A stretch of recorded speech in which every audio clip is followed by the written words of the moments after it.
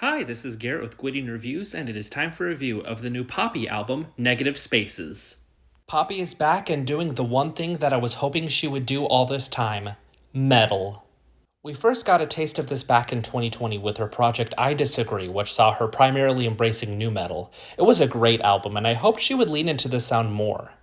And while she did on the Eat EP, her following two albums, Flux and Zig, strayed away from that sound, going towards alternative rock and electronic industrial, respectively.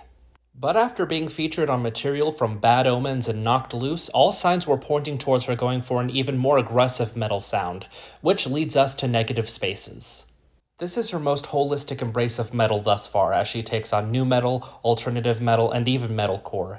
She has never sounded more confident on the mic, as her clean vocals are angelic and her screams are explosive and commanding. Sonically, the riffs and drums go hard, and the added bits of electronics aid in the gravitas of these tracks. You get these great menacing atmospheric cuts like Have You Had Enough, whose electronic build at the intro leads to a very cathartic chorus. Then there's tracks like The Cost of Giving Up and New Way Out, whose added bits of flair elevate somewhat standard alternative metal songs into something really cool.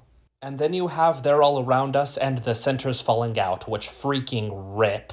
They're the two most aggressive songs on the album and they kick so much ass. With that said, I do think this album is a bit unfocused.